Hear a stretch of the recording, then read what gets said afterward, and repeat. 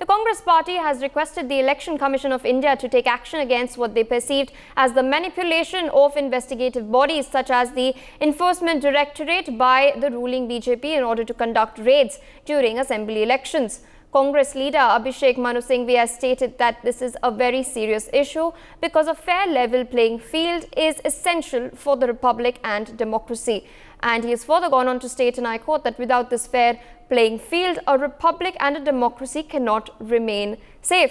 He has also stated that the Bharatiya Janata Party is repeatedly attacking the Congress day by day on the issue of Chhattisgarh and elsewhere. And the Congress has asked the ECI for protection and to act on this issue.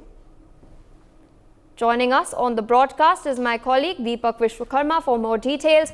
Over to you. What can you tell our viewers?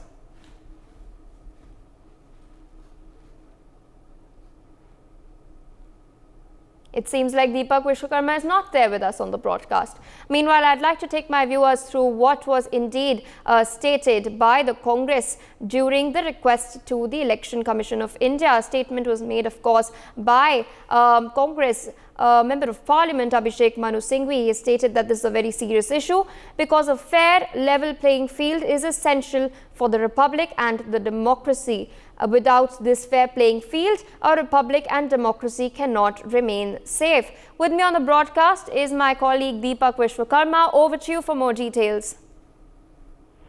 देखिए, सबसे महत्वपूर्ण इसलिए हो जाता है क्योंकि जिस तरीके से चुनाव में इस पूरे मामले की ब्रांडिंग की जा रही है, भारतीय जनता पार्टी जिस तरीके से इस पूरे मामले को आगे बढ़ा रही है, शुभम सोनी हो गए, उनकी वीडियो जारी कर दी गई और उसके बाद लगातार ईडी और आईटी की रेड पड़ रही है, उसका जिक्र इस पूरे मामले में किया गया है। क्योंकि जिस तरीके से लगातार इस चीज का भी जिक्र किया गया है, बीते 18 महीने से ईडी और आईटी की टीम छत्तीसगढ़ में है और छत्तीसगढ़ में लगातार कार्रवाई कर रही है और कार्रवाई करने के बाद तमाम जो राजनेता हैं, प्रशासनिक अधिकारी हैं, उनके काम को बाधा पहुंचा रही है। तो इस वजह से इस पूरे मामले में इंटरवीन करने की बात की गई है और ये भी कहा गया है कि ये अगर कार्रवाई करना ही चाहते हैं तो 18 महीने से कार्रवाई कर रहे हैं, अब चुनाव में तो छोड़ देना चाहिए, चुनाव में तो रुक जाना चाहिए। यदि चुनाव में इस तरीके से कर रहे हैं तो चुनाव को प्रभावित करने की ये पूरी कवायद है और चुनाव को प्रभावित करने की यदि कवायद है तो ये सरासर गलत है। उन्होंने तमाम राज्यों का भी जिक्र किया, उन्होंने बीते 18 महीने का जिक्र किया और उन्होंने ये भी कह दिया कि 18 महीने में यदि इस तरह की कार्रवाई की गई तब भी ये हमारी सरकार को अस्थिर करने का प्रयास कर रहे थे और अब चुनाव के समय कर रहे हैं तो चुनाव को भी ये बर्बाद करने, चुनाव को खराब करने, चुनाव को प्रभावित करने की ये पूरी इनकी कवायद है। और इन सब के बीच एक बात साफ हो गई है कि जिस तरीके से लगातार जो चर्चा की जा रही है, जो लगातार बात की जा रही है, उससे एक बात ये साफ हो गई है कि जो शुभम सोनी का जिक्र है, उसके इतर जो ईडी का जिक्र है, उसके अलावा महादेव बैटिंग ऐप का जिक्र है, इन तमाम चीजों का मिश्रण चुनाव को प्रभावित करने के लिए की जा रहा है। और जब चुनाव को प्रभावित करने के लिए कोई चर्चा की जाती है तो उससे एक बात साफ हो जाती है कि इस तरह की सरकारी एजेंसियों द्वारा कार्रवाई कहीं ना कहीं सरकार को अस्थिर करने की कवायद है। क्योंकि देखिए, सबसे महत्वपूर्ण बात यह है कि लगातार जिस तरीके से मुख्यमंत्री भूपेश बघेल, जब से उनका नाम लिया गया है, उन्होंने कहा पहले तो मैं इसको जानता नहीं, दूसरा मेरी छवि खराब करने का प्रयास है। और ये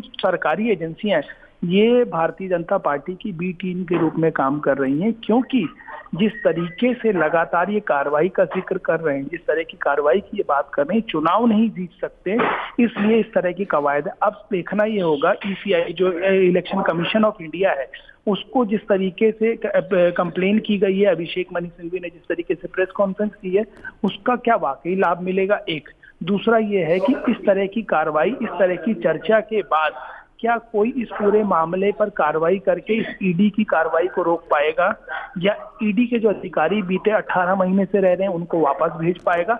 ऐसे तमाम सवाल है और इन तमाम सवालों का जवाब, क्योंकि अब एक दौर का चुनाव हो चुका है, पहले फेज का, दूसरे फेज का चुनाव 17 तारीख को है।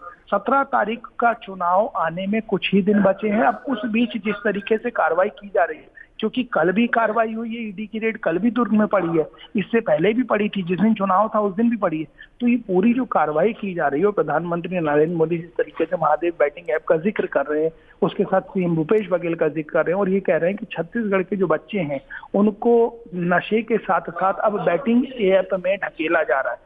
तो कहीं ना कहीं ये तमाम चीजें इस और इशारा कर रही है कि सरकार को तो अस्थिर करने का प्रयास किया ही जा रहा है, ये भूपेश बघेल की छवि को भी डेंट करने का प्रयास किया जा रहा है। इसी को लेकर अभिषेक मनु सिंघवी ने उन तमाम चीजों का जिक्र किया। For more such videos, subscribe to the NewsX YouTube channel, hit the bell icon.